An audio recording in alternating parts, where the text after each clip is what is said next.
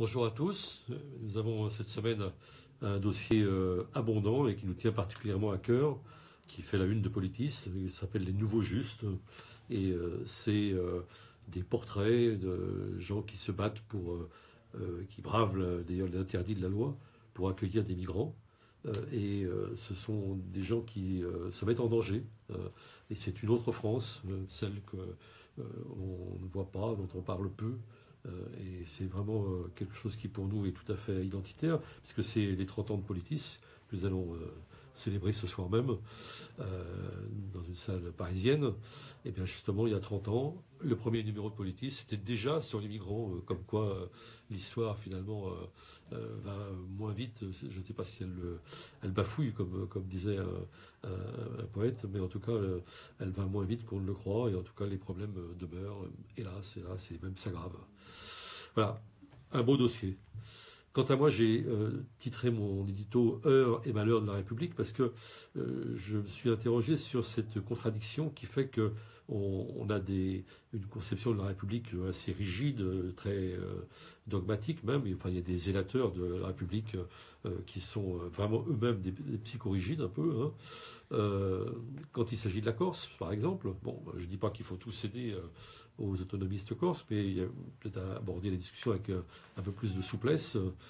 Et puis en même temps, quand il s'agit de défendre la chose publique, parce que c'est finalement l'étymologie même du mot République, et défendre la chose publique contre la voracité des intérêts privés, je ne dirais pas qu'il n'y a plus personne, mais en tout cas, quand on fait un projet de réforme sur la fonction publique pour supprimer des postes, pour instituer un système managérial d'entreprise dans les hôpitaux, peut-être demain dans les écoles, qu'est-ce qu'on fait d'autre là que vraiment de briser, de broyer même les principes mêmes de la République. Et cette contradiction m'interpelle parce que je vois que cette fameuse République qu'on exalte avec parfois beaucoup de grandiloquence, on l'exalte et on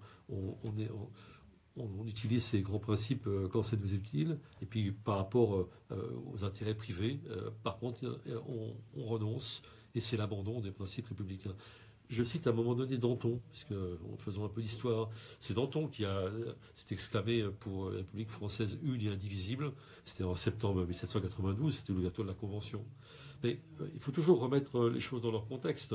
Quand il dit la République une et indivisible, c'est pas, disons, un dogme religieux qu'il énonce. C'est quelque chose qui s'inscrit vraiment dans une réalité sociale de l'époque, c'est-à-dire contre les privilèges. Et les privilèges, c'est bien sûr contre les ordres, le clergé, la noblesse, mais c'est aussi l'unicité de la République française géographiquement, bien entendu, mais contre les duchés, les baronnies, c'est encore les privilèges. Donc il y a une question sociale dans le mot de Danton. Et cette question sociale, elle est évidemment tout à fait sacrifiée.